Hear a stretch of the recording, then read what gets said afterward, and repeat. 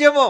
నువ్వు ఏదో శకంలో నుంచి బీసీలో నుంచి నువ్వు క్రైస్ట్‌ని తీసేసి కామన్ ఎరాగా పెట్టుకున్నా నువ్వు లెక్క కట్టాల్సింది 2026నే.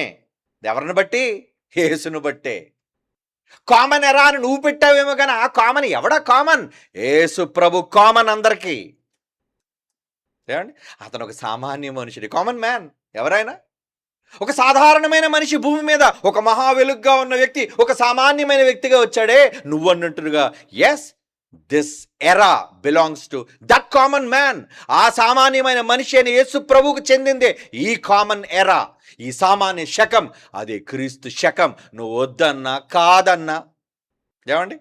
అందుకే దేవుడు భవిష్యత్తు చెప్తున్నాడు. ఇలాంటి మూర్ఖులకు సన్నాసులకు దేవుడు ఏం చెప్తున్నాడు తెలుసా? చూడండి, ఇది మీకు దేవుడు చెప్పిన ఫ్యూచర్. ఏంటి ఆ ఫ్యూచర్? 72 కీర్తన 17. అతని పేరు నిత్యము నిలుచును, అతని నామము సూర్యుడున్నంత కాలం. రే, నువ్వు వెలుగుని లెక్క కడుతున్నావు కదా, ఈ దిక్కుమాల సూర్యుడి కాంతిని బట్టి.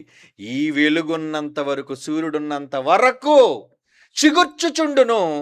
అతన్ని బట్టి మనుష్యులు దీవించబడుదురు. అన్య జనులందరూ అతను ధన్యుడని చెప్పుకుందరు. బ్లెస్డ్. ఆయన పిల్లలు బ్లెస్డ్. క్రీస్తు ద్వారా ఆయన దీవించాడు మనుష్యులందరినీ. కనుక నువ్వేం చేయగలవు? ఆయన పేరును తీసేయాలంటే చాలాసార్లు చెప్పాను కదా, సూర్యుడు పేలిపోవాలి, సూర్యుడు చెరిగిపోవాలి, విశ్వంలో సూర్యుడు కనబడకుండా పోవాలి. సూర్యుడు పోయినట్టు నువ్వు ఉంటావా? అంటే ఈ మానవ జాతి సమూలంగా నాశనమైనంత వరకు ఈ భూమి మీద చరిత్రలో యేసు పేరు నిలుచుంటుంది. రాసుకోండి. ఇది నా తండ్రి యేసు ప్రభు వారిని గురించి, దేవాది దేవుడు యేసు ప్రభు వారికి జన్మనిచ్చిన ఒక మహాశక్తి ఇచ్చిన మాట. నువ్వు నమ్మకపోవచ్చు ఆ మాటను, ఎందుకంటే నువ్వు మూర్ఖుడు, అల్పవిశ్వాసం కాబట్టి. కానీ నేను నమ్ముతున్నాను, నా పరలోకపు తండ్రి మాట నేను నమ్ముతున్నాను. కనుక ఆయన పేరు చెరిపేసేది ఎవడో?